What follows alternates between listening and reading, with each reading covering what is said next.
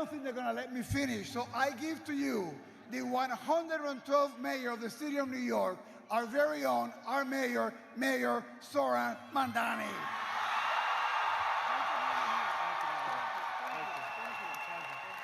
It's a pleasure.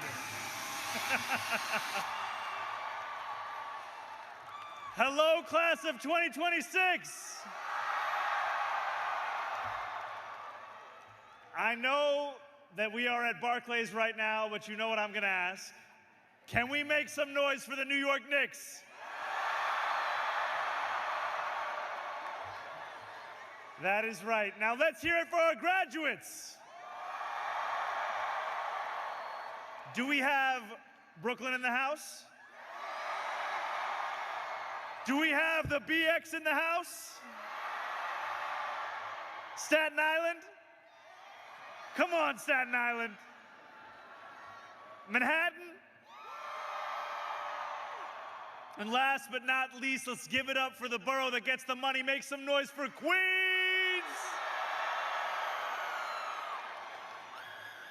Chancellor Rodriguez, President Monroe, Provost Jones, deans, faculty, staff, thank you for all you have done to help these graduates get to this moment. To the mothers and fathers, brothers and sisters, sons and daughters, cousins, friends, spouses, boyfriends, girlfriends, even the situationships here today. Thank you. You saw your loved ones with their textbooks cracked open at the kitchen table in the middle of the night. You saw them juggle school with work and childcare and too long commutes, with bills due and rent that only goes up. And you were there with a home-cooked dinner at the end of a long day, with a word of encouragement when it was needed most, and with the unwavering belief that they would make it to today. They are here in no small part thanks to you. Please give yourself a round of applause.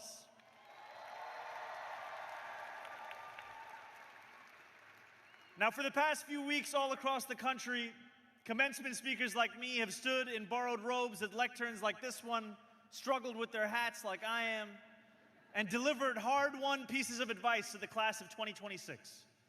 Some of these speeches are funnier than others. People quote Thomas Aquinas and Thomas Jefferson and Thomas the Tank Engine. They fix their hat one more time. And if there's one thing these speeches share, it's the guidance they offer to a group of graduates who, at this point, let's be honest, are pretty ready to go home. The wisdom usually plays on a certain theme. Take risks. Dig deeper. Dream bigger. Sometimes the suggestion is a little more practical. Wear sunscreen. Never trust a Scorpio. Don't run for office without first scrubbing the internet of all evidence of your short-lived rap career. Or do. What can I say? Once Mr. Cardeman, always Mr. Cardeman. After dispensing their advice, these well-meaning commencement speakers will explain why it's worth taking. It typically boils down to this: breaking off from the straight and narrow, zigging and zagging, detouring off the beaten path. That's where the fun, the growth, the real life is. A lot of graduates need to hear this, but not the BMCC class of 2026. Real life is not something you need to seek out. Because try telling Amrita Jina to dream bigger. She arrived in New York from Guyana at age 19. She was always a good student, but she postponed college after having her first child. Years later, she decided to pursue her degree, despite the challenges that would deter less determined people. Family, work, long commutes. Today, Amrita is graduating with her degree in accounting with plans to one day open her own firm. Or try telling Vairak Home to go the road less traveled. He grew up as an orphan in Cambodia, moving from home to home. His first time on a plane was to come to New York City to attend BMCC. Today, Vairak is graduating with a degree in mathematics. Or try telling Cynthia Kukbezi to dig deeper. She enrolled at BMCC after giving birth to her third child. Monday through Friday, she commuted to the lower tip of Manhattan from the Bronx after changing diapers, making breakfast, and dropping her kids off at school. Her days were packed, but she found a groove, setting her alarm for 3 a.m. to study before her kids woke up. Today, Cynthia graduates with a degree in respiratory therapy. Today's graduating class is made up of more than 2,000 New Yorkers. That is 2,000 people whose paths have zigged and zagged but still led right here to this moment. Together, you represent more than 110 countries and speak 28 languages. More than half of today's graduates are the first in their family to go beyond a high school diploma.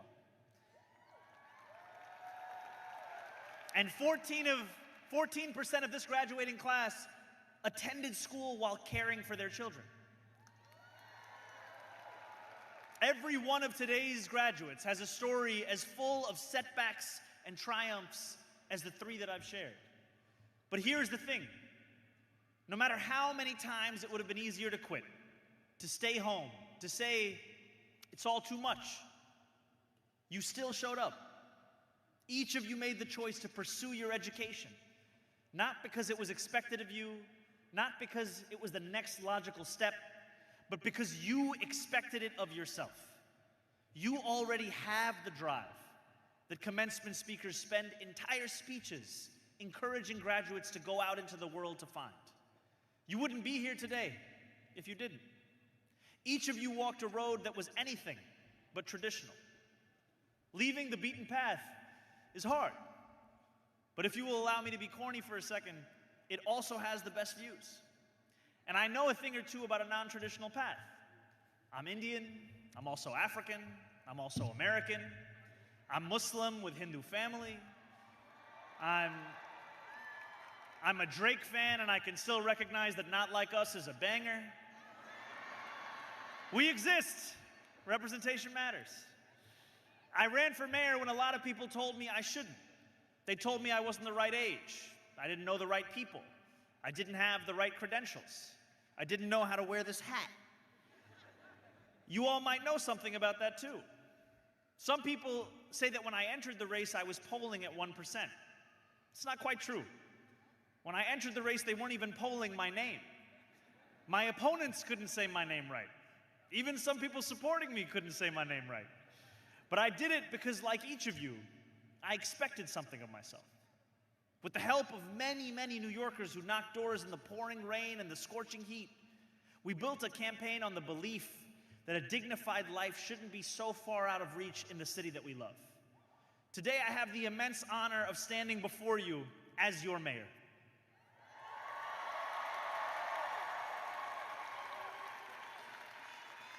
It is a nice story, but it doesn't capture the fullness of the anxiety, the doubt, the crushing failures that dotted the way. So instead of boring you with the traditional graduation advice today, I want to offer you something simpler and more straightforward. Recognition. Because while this is a day worthy of pomp and circumstance, celebration and triumph, I know there were days, months, frankly even years, when your dreams felt impossibly out of reach. Now, I am wary of drawing too straight a line from my experience to yours. I went to college in Maine at a school where ultimate frisbee is a lifestyle. I've been able to take risks in my life because I knew that even when I failed or I fell, I'd still have a home to return to, a bed to sleep in, a safety net to catch me, which is more than many New Yorkers can say. But like every single one of the more than 8 million people who call our city home, like every single one of you, I have chased a dream. And like every one of you, there have been moments in that chase where I have felt down and out.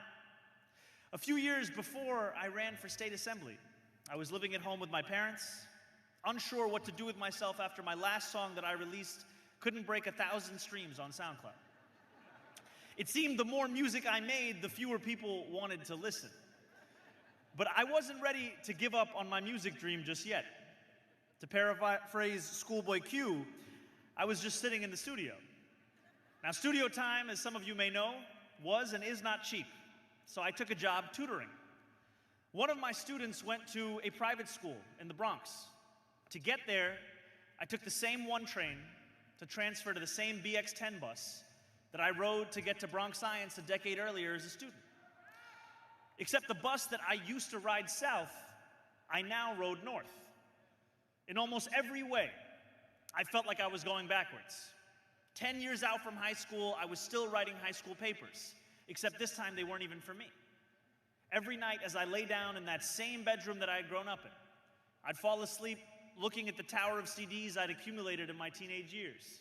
Common, Lupe Fiasco, Jay-Z, Talib Kweli, all rappers who spoke of being down but getting back up anyway. When I was in middle school, I loved going to the Tower Records on 66th Street and Broadway in Manhattan. I had only been in New York City for a few years after arriving from Uganda. And I liked the energy of the guys who were hustling bootleg CDs out front. I bought my first ever CD from them, and yes, it was Eiffel 65. For those of you who don't know, they sang the song Blue Ba Dee, Ba Dee. At that time, my music taste was still very much developing. I listened to some of the Offspring's Pretty Fly for a White Guy. Then I graduated to the Blueprint, the clean version. Then I found my anthems on Get Rich or Die Trying, an album I listened to more times back to front than I can count. I bought a jog-proof Walkman. Does anyone here know what a jog-proof Walkman is? Maybe up in the crowd. And threw it on the ground just so the kids knew it wouldn't skip during Many Men. This used to be a concern that we had. I still remember walking down the street with 50 Cent blasting in my ears, really feeling myself. And the lyrics were, and if they hate, then let them hate, and watch the money pile up. That line still hits, and I know it hits for a few who are here on the stage, a few who are here in the crowd, because the ambition of our city that it captures in those words, it speaks of the ambition that is in this room right now. It captures the can't tell me nothing, don't try to stop me energy of a New Yorker with something to prove. In my lowest moments, that energy fueled me to get up and get on with my day, to take the next step. Now, each of you know something about that too, about what it means to be a New Yorker. It's not just the swagger and the triumph and the train crossing the bridge at sunset. It's trying to make rent and afford groceries. It's the days when that same train is running late or caught in the tunnel. It's the resilience this city demands of each of us. Being a New Yorker means showing up anyway, day after day, week after week, year after year. So today, as we celebrate your highs, I want to also give recognition to your lows. This is a room full of people who showed up. And that is not automatic. That is not a given. But that is, to quote a man who hates my tax policies, how the money piles up. That hunger that every single graduate here knows, that drive that lives deep in your belly, to go after your dream even when everything is standing in your way. That is New York City. You are New York City. In a traditional commencement speech, this is the part where I would tell you, welcome to the beginning of the rest of your lives. But I can't do that. You've all been living the rest of your lives for a long time. And it is such an honor to be here before you as the mayor of our city, delivering the first ever commencement speech that I have in my time in that position. So to the Borough of Manhattan Community College class of 2026, what I will say instead is thank you. You are the beating heart of the greatest city in the world. Thank you for being the New Yorker that some middle school aged kid or some guy feeling like he's on a bus going backwards can see and think, maybe I can make it here too. Congratulations to the BMCC class of 2026. You made it!